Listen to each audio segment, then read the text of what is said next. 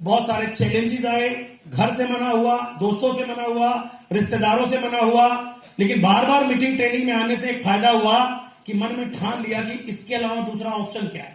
मेरा ये सवाल था, मैं आपसे भी कर रहा हूं। आपने अपनी सारी ताकत लगा के इस उम्र तक देख ली होगी कि आपने सारे कर्म करके देख लिए होंगे कि मेरा जीवन बेहतर बन जाए, मेरी मनपसंद गाड़ी, घर, बंगला, छुट्टियां मेरे को मिले। ऐसा नहीं कि आप शांत बैठे हो, अपनी पूरी ताकत झोंक दी होगी जो आप कर सकते हो। एन खेन प्रक्रिया, हाँ है ना। मैं LIC करता था, प्राइवेट जॉब करता था। जब वेस्टीज देखा तो मुझे एक चीज पता थी, उन दोनों से मैं कभी रिटायर्ड नहीं होऊंगा, लेकिन इस बिजनेस से मैं अगले 5 साल में हो सकता हूं, 10 साल में हो सकता हूं। इस दम पर मैंने वेस्टीज को सीखना चालू किया। थोड़े दिन में बात समझ में आ गई, यार मैं बिजनेस कर रहा हूं तो मुझे क्या फर्क पड़ता है कि मेरे भाई ने मना कर दिया या मेरे रिश्तेदार ने मना कर दिया। अब मैं प्रोफेशनल करूंगा और मैंने करना चालू किया। आपको एक एक चीज दिखाता हूं, बजा लो ताली, फिर आपको मैं दिखाता हूं। Thank you so much. मैं यहां से अपनी जर्नी शुरू करता हूं। उत्तर प्रदेश प्रतापगढ़ डिस्ट्रिक्ट का मैं रहने वाला हूं, माय डियर फ्रेंड। एग्रीकल्चर से मेरी जर्नी चालू हुई। मेरे फादर, मेरे दादा दादी खेती बाड़ी करते थे, वहीं से मेरी जर्नी, मेरे बचपन की शुरुआत हुई। फादर पढ़े लिखे नहीं थे, वो दिल्ली भाग कर आए। रेलवे के कंपाउंड में, ऑफिसर कंपाउंड के अंदर वो माली का काम करने लगे और उन्हीं की मेहरबानी से मेरे फादर को नई दिल्ली में रेलवे की 4th क्लास जॉब मिल गई। तो 5वीं क्लास के बाद यानी 6ठी क्लास से मुझे वो दिल्ली लेके आ गए। उसी झोपड़े में वो रहते थे, माली का काम करते थे, रेलवे की नौकरी करते थे। मैं दिल्ली में रहने लगा, मेरी मदर गांव में रहने लगी। खाना बनाना, कपड़े धोना, सारी जिम्मेदारियां मैं बचपन से ही निभाने लगा और स्कूल भी जाना। ऐसे करते करते मैंने 12th क्लास पास आउट किया। 12th के बाद मैंने नौकरी ज्वाइन करी। पहली नौकरी मेरी 2000 रुपए की थी, दिल्ली लक्ष्मी नगर के अंदर, ओनिडा कंपनी की। As a demonstration washing machine का मेरे करियर की शुरुआत हुई।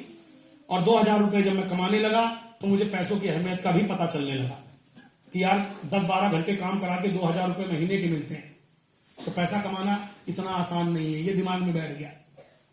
बचपन से कहा गया था बड़े होकर नौकरी करना, इसलिए नौकरी ढूंढी और कहीं ध्यान ही नहीं गया।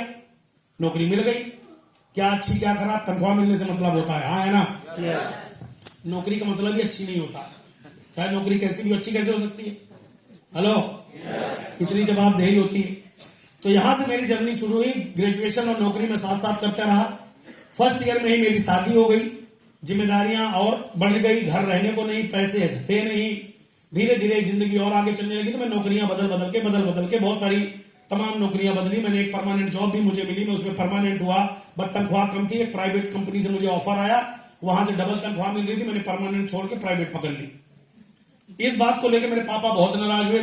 बोले बेटा पता है तुझे परमानेंट नौकरी का महत्व पता है, बुढ़ापे का सहारा होती है। तो मैंने कहा ये बात तो सही है, लेकिन अगर इसी नौकरी को करता रहा तो बुढ़ापा ही नहीं आएगा तो सहारा कहेगा। जब जवानी में ही निपट जाएंगे तो बुढ़ापा कहेगा। हेलो, तो ये सोच तो आपकी होनी। तो शुरू में गलत लगता है, उस टाइम डिसीजन आपके ऐसे लगते हैं पता नहीं क्या कर लिया। बट वो प्राइवेट जॉब में गया, मुझे थोड़े पैसे मेरी उससे अच्छे मिल रहे थे, काम चल रहे थे। धीरे धीरे फिर मेरी बिटिया पैदा हुई और जिम्मेदारियां आई। डर लगना चालू हुआ कि यार अब क्या करें, दोनों भाई की शादी होगी, अभी बड़े हो रहे, घर हमारा छोटा सा है, कहाँ रहेंगे। कहते हैं ना घर टूट जाता है, घर टूट ही जाएगा जब, एक चीज बताओ, किसी पाइप में 2 इंची की पाइप है, अगर उसे 4 इंची का पानी घुसेड़ दोगे तो क्या होगा।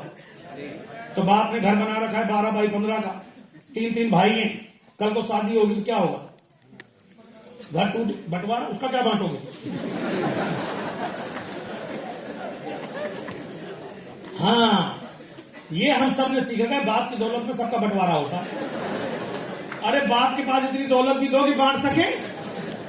तो दिक्कत ये नहीं है, दिक्कत ये है कि उन्होंने जैसे तैसे हमें पढ़ा लिखा के पाला, उन्होंने हमें शिक्षा दी, एक्चुअल वो प्रॉपर्टी थी उनकी। तो हम क्यों ना ऐसा सोचें कि हम कुछ उनके लिए ऐसा कर दें जिससे कि उनको कभी ये ना सोचना पड़े कि मुझे अपने बच्चों से दूर जाना पड़ेगा।